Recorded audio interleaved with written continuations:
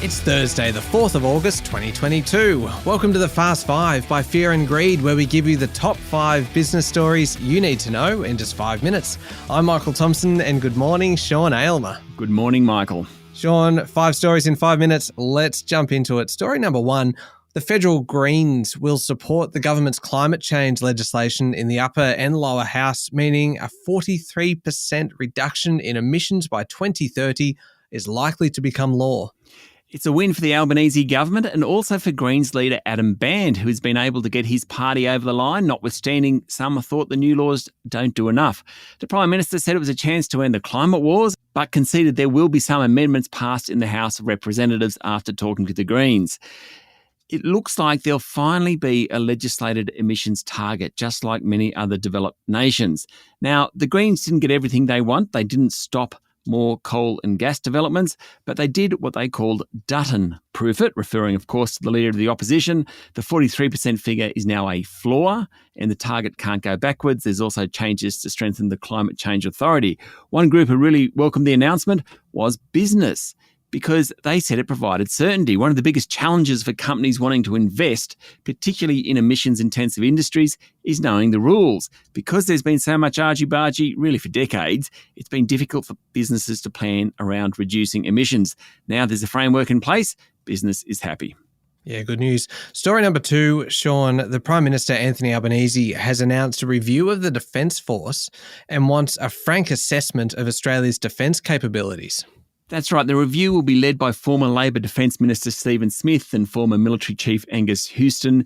Its goal is to ensure Australia is equipped to meet its security challenges over the next decade. Of course, this was announced on the same day that US Speaker Nancy Pelosi visited Taiwan.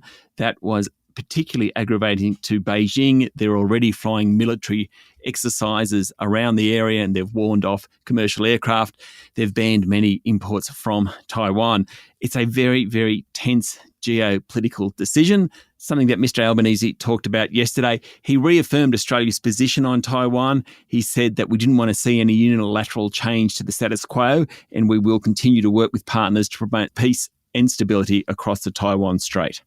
All right, story number 3, Sean, how about this one? An interesting story out of New South Wales where the state government's going to adopt all 19 recommendations of the Bergen inquiry into the gaming sector and introduce additional measures to strengthen the compliance requirements for casinos, including some recommendations that actually came from the Victorian Royal Commission.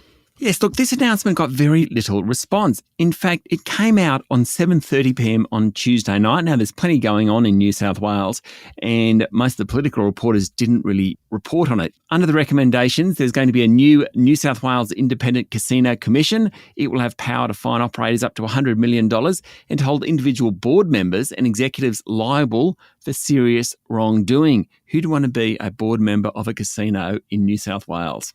Sean, story number 4, explosives group Orica is going to buy Axis Mining Technology for $350 million. What's this about?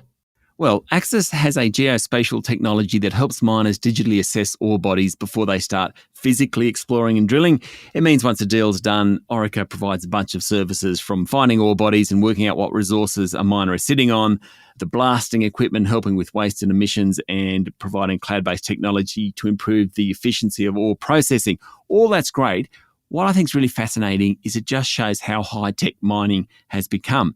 As the world increasingly looks for commodities, and particularly battery metals, they might be deeper or they might be more remote. So using technology is becoming much more central in the mining sector so that they can actually discover these minerals and ores before putting a shovel into the dirt. Orica is trying to jump on board of that. It's a really fascinating trend in the sector. Yeah, interesting. And finally, Sean, story number 5 probably goes into the category of stories that may just help you at a pub trivia night one day. It is about the quirky indexes that help to decide if an economy like the US is heading into recession. Yes, so former Federal Reserve Chair Alan Greenspan was a fan of tracking men's spending habits on underwear based on the thesis that they'll put off buying boxers and briefs as times get tougher. Hence, there's a men's underwear index. According to Bloomberg, there's also a champagne index. I get that. A lipstick index. I get that. There's also a hemline index. Apparently, hemlines go up during bull runs and down during busts. So short skirts in the Roaring Twenties and long dresses in the Great Depression.